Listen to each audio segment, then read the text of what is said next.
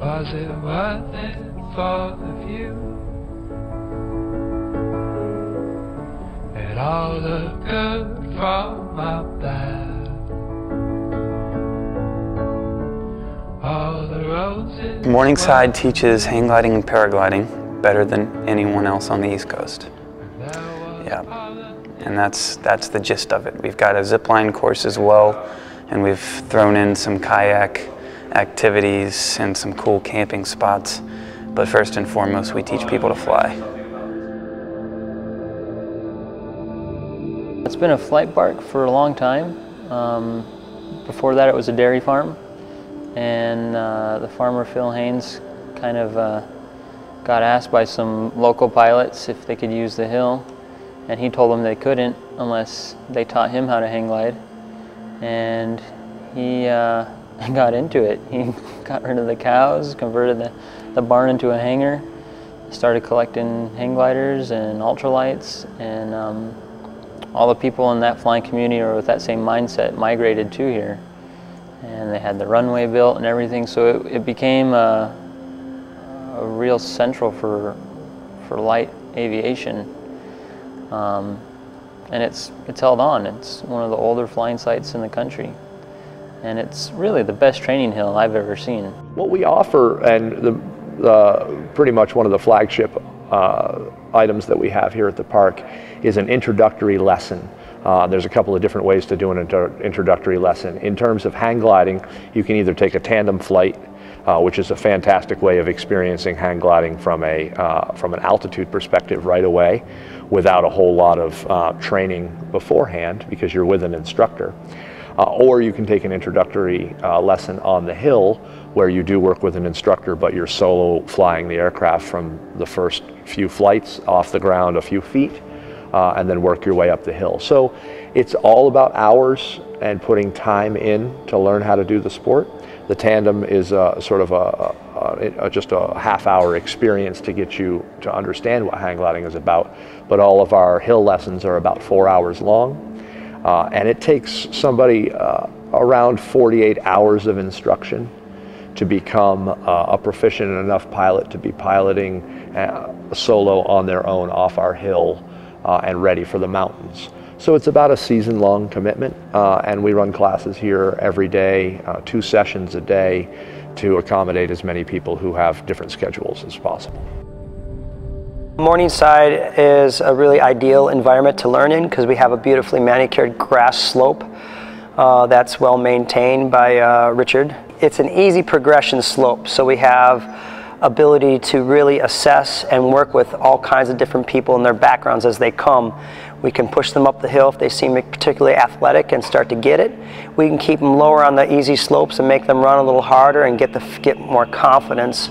And as the pilot progresses up our hill, there's different challenges at every point of the hill, so they can apply a different skill set and or learn a new skill set, and this will directly relate to actually real flying sites, because real flying sites vary quite a bit and every launch is sort of unique. So I've traveled around quite a few different places looking at flight parks and schools, and what I think makes Morningside really special is it's the only place that I've been to that really teaches hang gliding and paragliding side by side. So think about skiing or snowboarding being 2 sports that at one point were sort of like this and now have kind of come together. And Morningside is a really special place for that. So in a lot of other places, you'll find schools that are very specific to one or the other. So I think that's really important. Secondly, its geographic location. We have a hill that faces to the west, which is the predominant wind direction.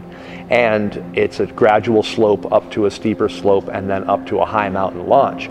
So what that allows for us is a complete training program, where in some places you have to start in a small field learning how to ground handle your glider, and then maybe get to a scooter tow or take some tandems and then finally get off the mountain.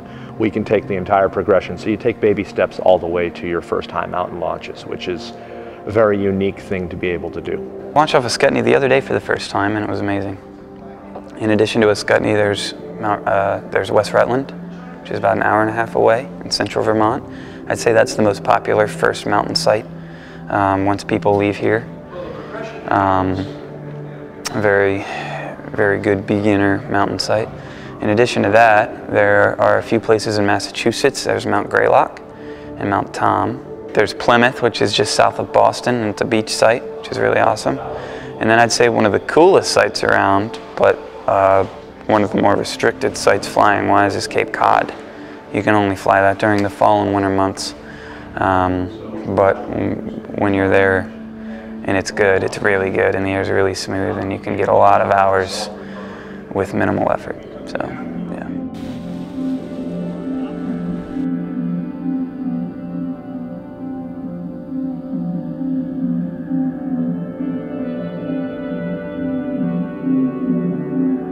Let's see, I started flying hang gliders here in 1995 when I just got out of high school. I was working at a ski area over in southern Vermont called Mount Snow, and one of the snowmakers who worked with me over there would look at the sky during summer days that we were working and start talking about cumulus clouds and a great soaring day. And a couple of us were like, "What are you talking about?" And he started telling us about hang gliding, and then told us about this place. His friend ran the place, managed the place at the time, and he said, "You got to come over. In fact, if you come over and learn, I'll give you a hang glider." And so that was a huge incentive for me and a couple guys to come over and start taking lessons, and the rest is history. I started teaching hang gliding about 4.5 years ago when I was in college wanting to be a lawyer, and soon thereafter decided that I didn't want to be a lawyer, and so I decided to start teaching hang gliding full-time. And I guess I was looking for a new outlet to do that. I had taught down in North Carolina for long enough, and it was kind of becoming a little monotonous. Everything was the same, and it was losing its appeal to me. So I reached out and volunteered to come up here and help Morningside with what it needs help with, and it's been a good decision. I've always had dreams about flying. I think that's common for everybody. When I was, super young, I would dream that I would go out in my front yard and at night and wiggle somehow, and I would start flying. And that was my flying dream. And then I would fly around my backyard and through the neighborhood. And I've always been into model airplanes. My dad was a private pilot, so I always got a lot of exposure to flying. But a lot of it was like super boring, and it was like just driving a car. I mean, it was like, we're just going to take off here, fly there, land there. And I don't know, it was probably 30 years ago. I was driving down a mountain road, and I literally saw what I thought was a giant bird carrying a man swooping over the road, and I almost wrecked my car, and like, oh my God, what was that? And it was a man, and it was a giant bird or something, and I come around the next bend, and there's hang gliders on the side of this mountain, and people are jumping off, and I couldn't believe it. I was fascinated completely by it, and I was like, you mean I could jump off this mountain with these wings on my back? And the crazy thing was, the second part of this memory is, I'm staying on top of the mountain looking out and down like, well, where is everybody? And somebody goes, hey buddy, look up. And I look up, and there was like 20 gliders overhead flying around. And it was fascinating, to say the least. And I was like, you mean I could do this? I started hang gliding in '88 and was hooked with the idea of being elevated by some craft and launching myself into the air. I didn't continue with the lessons as it got to the point where I was supposed to go to the mountains and do my first mountain flight, and the cost was a factor.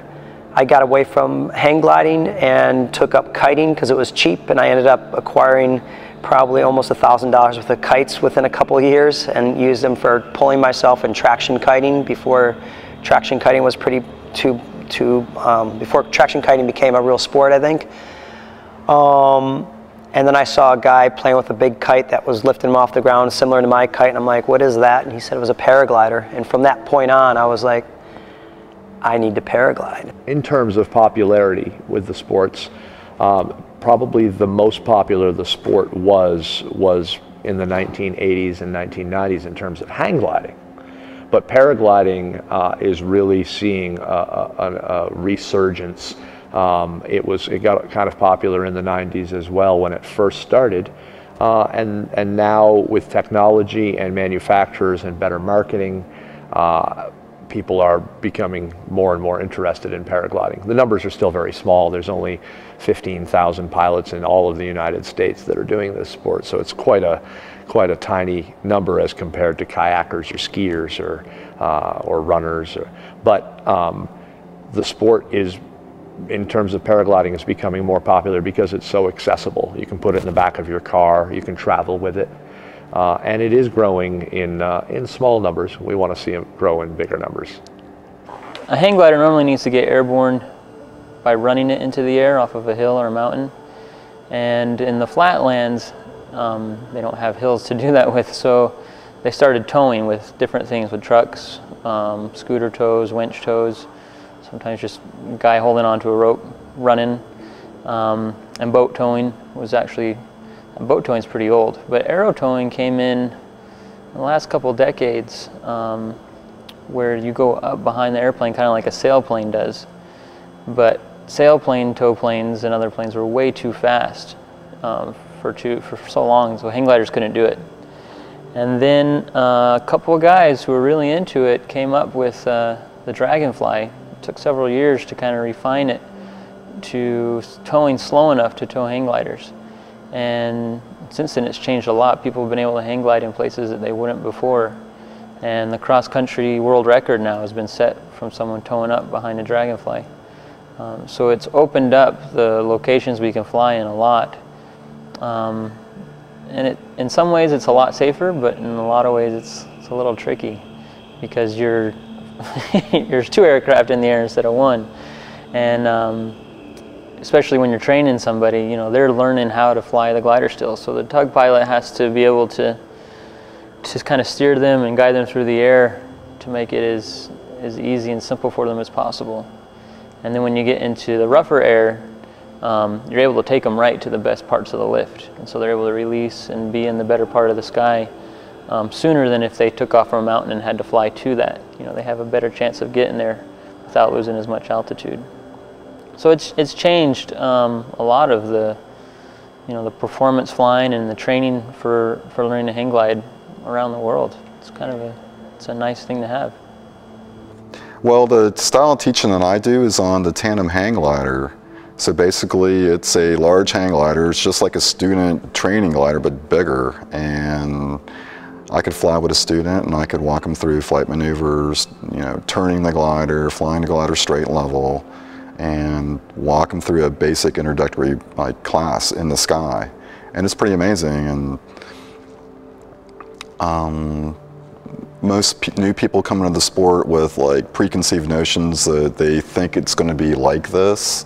And once they get on, especially the tandem glider, they're actually flying. We're at 2,000 feet.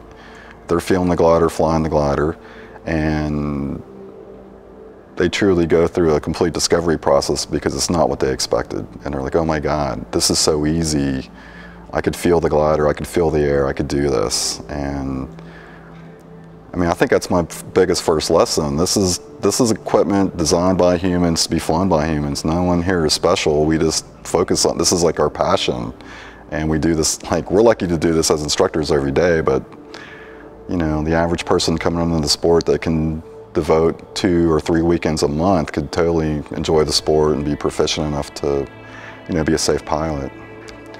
It's extremely satisfying when I take someone flying for the first time, they totally get it, and I could feel, you know, that they're connected to the glider, and they're relaxed, and they're flying, and it's just hugely rewarding because it's something I truly love, and it's kind of like they're giving back to me, and it means as much to me as it does to, you know, my first Discovery student.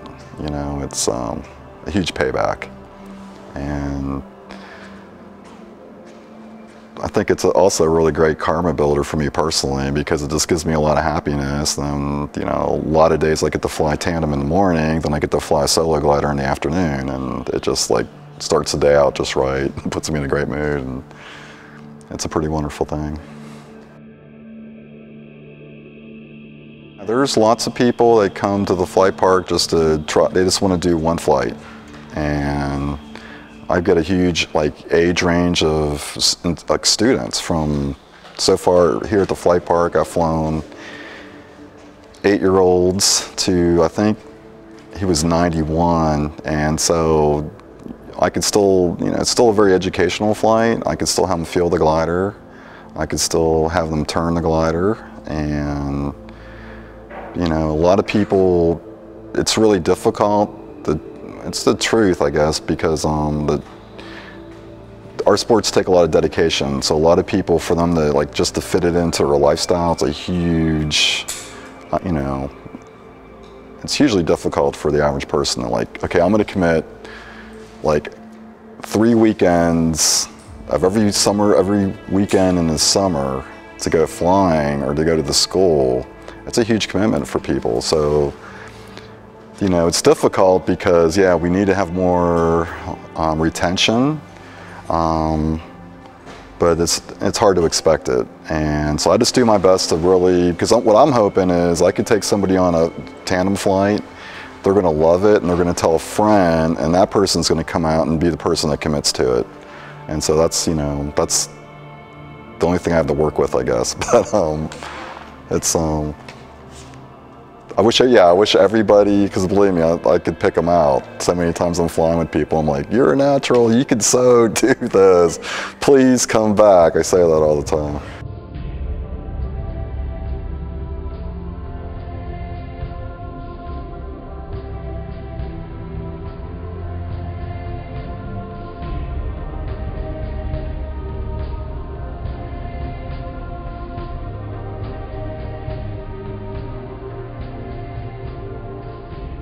The thing that draws me to paragliding is the portability and convenience. I've been in a paraglider and kind of looked over at a guy in a hang glider and wished I was in a hang glider at times. And there's times when I'm in my paraglider and I'm glad I'm in my paraglider because I'm able to stay up in lighter conditions or smaller areas of lift. It's just a little more easier in some ways. But I think eventually, because I work here, I have access to the park. I've been working a little bit on my hang glider rating, so I would love to be able to fly hang glider proficiently. But both are sort of disciplines that take practice and work, so you have to be dedicated to do it. So you can't just kind of do it. Paragliding as a sport is a phenomenal sport. It allows you to go places in the world and fly. It allows you to kind of commune with the air, which is like a giant ocean, giant mass. It's just a really nice way to connect with nature, with the sky and the elements.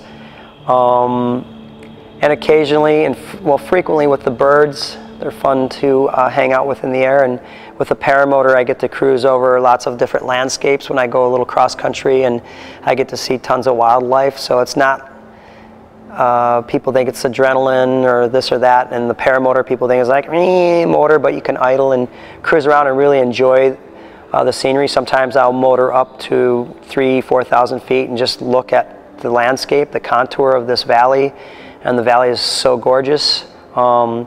And seeing the sun, drop down over the further, you get a sunset a little later, and you see it out there just kind of setting. It's really gorgeous. So I encourage anyone that's thinking about flying, try it now. It's so much fun.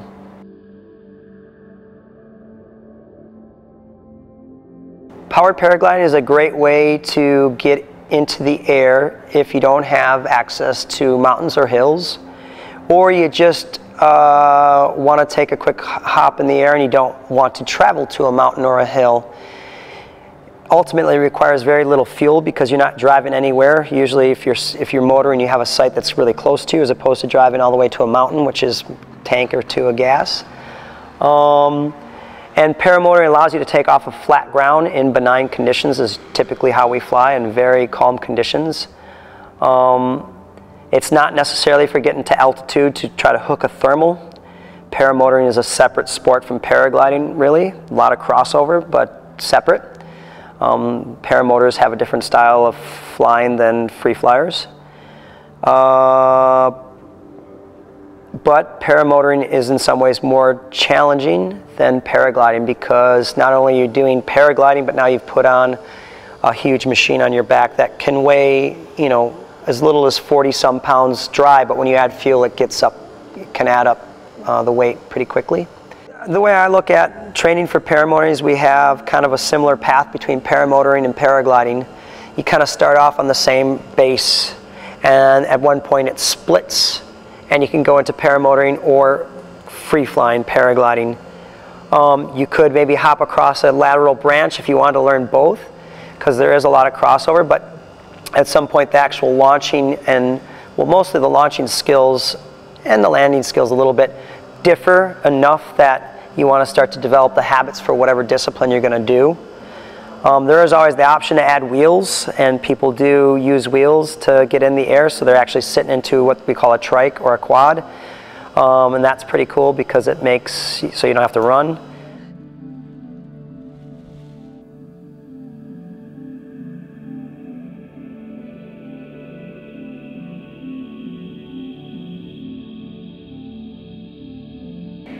Flying is a very challenging thing to master, but it's a very easy thing to start out doing. And so I try to explain to customers when they first come in, and folks that are interested in flying, that they really need to experience it rather than try to get somebody to explain it to them or describe it to them. Because other than describing the fact that your feet leave the ground and you fly around like a bird, it's kind of hard to get into all of the science behind it. So what I try to describe to folks is an analogous to other things that they've done in their life. So if they're kayakers, I talk to them about weight shift. If they are scuba divers, I talk to them about how gear intensive the sport can be. But I try to find similarities to things that they've done so that they can kind of grasp how they would find a pathway to do it themselves. One of the most important things about flying, and in a lot of ways scuba diving is similar, is that we're not growing gills or feathers. We're just human beings that really don't have any business being way up there in the air or way down below the water. It's really truly your understanding of science and the understanding of the science that allows this to work that keeps you safe and allows you to go experience the time in these places. So rather than getting into a long scientific discussion with folks about how it works and why it works and what it's going to feel like if they try it, I usually just try to get folks to come do a tandem or go out and take an introductory lesson and really feel it, because that's what hooked me. It wasn't being told it was going to be great. It was actually going out there and leaving the ground with my feet just picked up away from the hill, and now I'm flying on my own, and it's indescribable.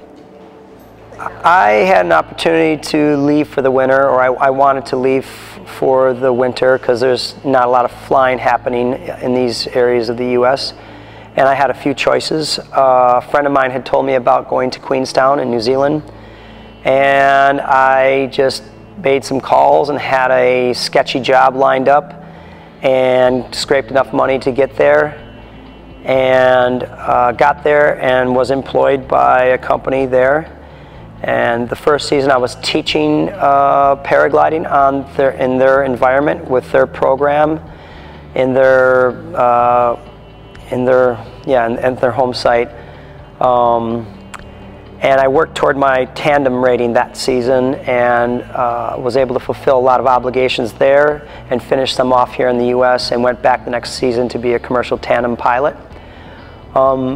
New Zealand is sort of a lot of people refer to it as the adventure capital of the world. There certainly is a lot of paragliding happening there and hang gliding. The site is ideal in that practically every day we fly. And it's not one flight as a commercial tandem operator, it's anywhere between 3 and 9 flights in a day. And then sometimes you're going to try to squeak out a few of your own personal flights in there. So it's just really ideal. There's multiple areas to fly there that are within a very small radius from Queenstown. We can go to multiple sites. And the air can be very forgiving, and it can be pretty big and exciting. So. But the scenery is beautiful, the people are cool, a lot of international people there, so you get to experience a lot just not going very far once you're there.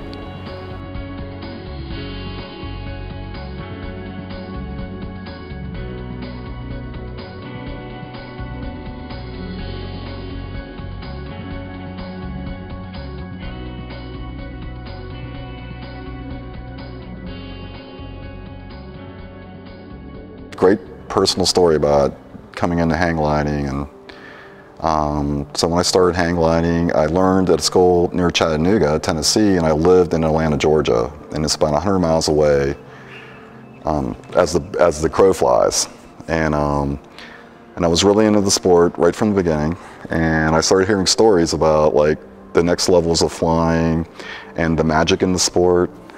And I heard a story that people launched from Lookout Mountain near Chattanooga and flew 100 miles and flew over Atlanta, Georgia. Well, I live in Atlanta, Georgia, and I started having, you know, this dream that, you know, from my childhood about flying over my house at night, and I started thinking about this, like, oh my God, someday I could possibly launch off the mountain where I learned to fly a hang glider at, fly 100 miles and fly over my house in one flight. And it was a dream. I always held that dream like precious, like it was so special, and it was almost like a goal. And it was my 3rd year in the sport. And up to this point, I was super dedicated. I was like flying every possible weekend, like all year round for 3 years. And I had a flight where I launched off the mountain and got super high and flew cross country and flew right over my house at the 96-mile mark, and was able to like look down and just realize a total dream in my life. And I couldn't believe that could happen at first. And I think through hang gliding, I really discovered, you know, what magic is and like what human potential and about passion, you know, because all those things drove me there, you know, and it was just unbelievable. And that's probably like the one story that, you know, it's definitely moved me in the beginning.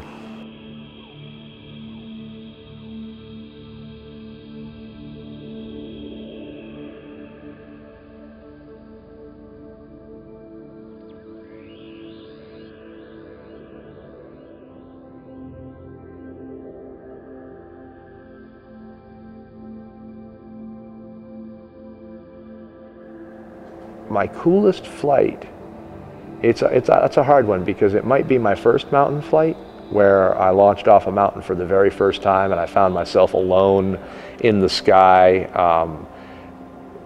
thousands of feet above the air, above the ground in the air. And that's a hard one to top, because it's your very first experience, and what you never thought was possible in your life and what you only dreamed about became possible in that first experience. I've had many hours soaring session in California at the beach on a coastal site entirely by myself, just me, the ocean, and pods of dolphins swimming up and down the beach. So that's kind of hard to beat. In terms of scary, in terms of a scary flight, I think I have to say I flew in South America. I had a flight in South America where I took off thinking that the conditions were going to be much more benign than they were. And I fought for over an hour and a half to come down, all the while just wondering if the wind was ever going to die down to the point where I was going to be able to successfully land my aircraft. And that taught me a lot. More than really scare me, it just became a very educational experience. You don't allow yourself to get too scared up there, because you have to pilot your aircraft and you chose to fly, so you got to deal with the consequences of that. But those educational experiences, when they come along, are oftentimes really risky too. And that's the thing you have to learn, is this sport is a lot of fun, but it's not without its risks. And you have to be able to judge those risks and minimize them if you want to be able to do it for a long time. Yeah, you can get stuck up in the air and have to work to get down, and the first time that happens, that's probably scary. And if you're not prepared for it, and so it's easy to get up, right? It's not always easy to get up. It's frequently can be easy to get high, get up, and stay up. Depends on where you're at, and if you're in the right conditions, it's really easy to stay up. And once you're in those conditions, you definitely need to know how to get down, and that's something that there's a process to learn to do, to how to get down. I guess I'd probably say the most intense experience I've had in terms of kind of out of control would be allowing someone that I didn't know to tow me on a paraglider, who was an instructor of sorts, who claimed that he knew what he was doing, and he towed me really aggressively into the air, and he did not respond to my signal to ease off the pressure, and my weak link broke, which is a little piece of string that breaks under a certain amount of pressure. And my glider shot in front of me and collapsed. And mostly beyond that mistake, my inexperience didn't let me, or I wasn't able to control my glider with the amount of experience I had. I didn't know any better. I was younger in the sport. And I ended up throwing my reserve parachute pretty low to the ground, and it deployed in about 4 seconds, and I had about a 3-second parachute reserve ride, and then I hit the ground with a parachute landing fall, PLF, and rolled and popped back to my feet. And that was probably the most exciting thing, but I wasn't scared, because everything that had happened, except for controlling my canopy properly, had been rehearsed, like deploying my reserve and how to do it and how to land it. And it all worked out really well, and I was pretty excited about it. At the end, I was like, wow, that was really cool. I've had some uncomfortable experiences in the air, sure. But I wouldn't say anything that's been too scary, because I've always chosen to fly in conditions that are, you know, safer than the more dangerous. You get yourself in trouble when you start to fly in conditions you shouldn't be in, or in places you shouldn't be in, or on equipment you've never flown before, and just trying to force things that you don't need to do. So I've avoided a lot of that trouble by just, you know, flying in conditions that were more manageable, and flying equipment that I was familiar with, and having really, really good flights. I've probably had more flights that I'll look back and smile on than flights that I, you know, don't want to do again.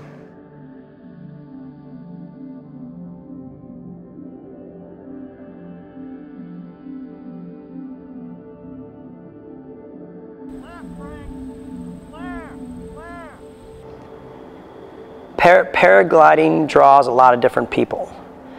So we get people from all different backgrounds and disciplines that come here to learn to fly.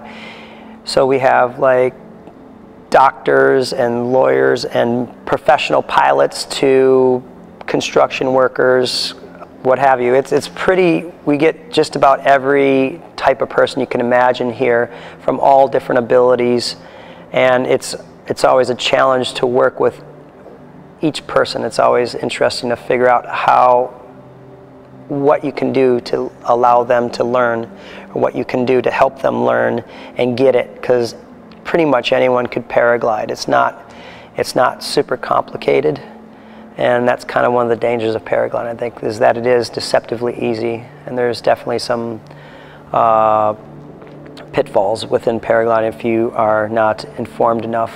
We have actually a very special pilot community in terms of our customer base, and in terms of the pilots that fly around us. You're not going to find much more of a diverse group of people. We've got people from all different backgrounds, all different occupations, that kind of come together to do this one special thing, which is launch off a mountain with a minimalist amount of equipment and fly around like a bird. So you can imagine that there are people that approach it from a lot of different ways. But when we come here, one of the great things about having a flying park and having a campground associated with it, and events happening and late night get-togethers, is people are always talking about flying. And flying is a thing that it not only does it bring us all together, it continuously educates us about ourselves. Flying has taught me more about myself than anything else. You know, where are my limits? What am I comfortable doing? How do I share these types of experiences with other people? And one of the interesting things about flying is you try to explain hang gliding or paragliding to somebody who doesn't understand it, and they look at you like you got 3 heads. They really don't know what you're talking about. But when you start discussing flying with people who also do it with you, then you know the world opens up, and people understand and they get it. And so it's a really a good feeling to be a part of a community that's so unique, definitely.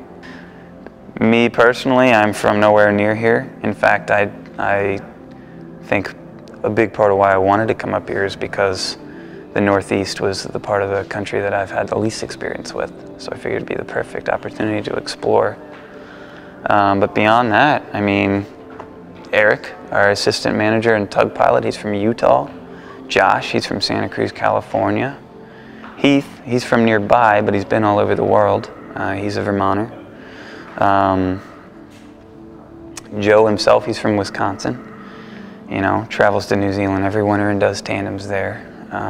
Just like most people in the hang gliding and paragliding communities, in love with traveling and seeing new places. And what we're especially lucky to experience is the views of those places from altitude.